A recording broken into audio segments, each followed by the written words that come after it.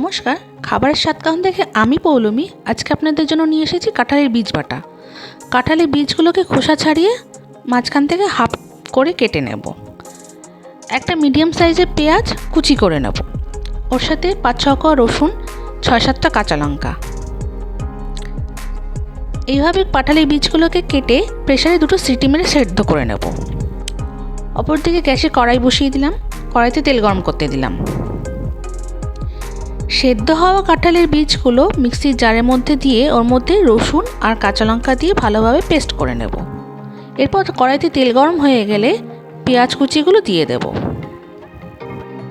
এই কাঁঠালের বীজ বাটাটা গরম ভাতের সাথে খেতে খুব ভালো লাগে।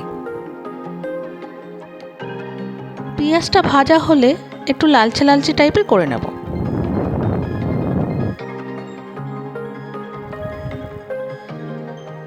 পেঁয়াজ লালচে হয়ে ভাজা হয়ে গেছে।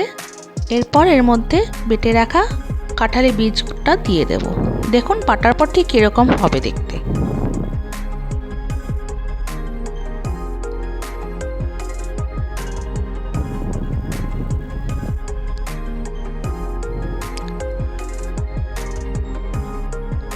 কাঁঠালের বীজ দিয়ে দেওয়া হয়ে গেলে খুব ভালোভাবে নাড়িয়ে নেব। এরপর পরিমাণ মতন হলুদ আর নুন দেব।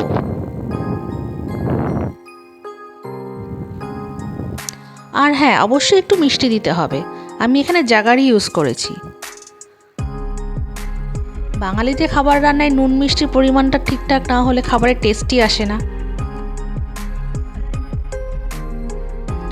এরপর পুরো ব্যাপারটাকে ভালোভাবে নাড়াতে হবে। পুরো একদম শুকিয়ে আসলে কাঁঠালের বীজ বাটাটা রেডি হয়ে যাবে। দেখুন প্রায় শুকিয়ে এসছে। আমাদের কাঁঠালের বীজ বাটা প্রায় রেডি হয়ে গেছে। আপনারা অবশ্যই একবার ট্রাই করে দেখুন, আশা করি খুব ভালো লাগবে। চ্যানেলটিকে লাইক, সাবস্ক্রাইব ও শেয়ার করে আমার পাশে থাকবেন। নমস্কার। হয়ে গেল আমার কাঁঠালের বীজ বাটা।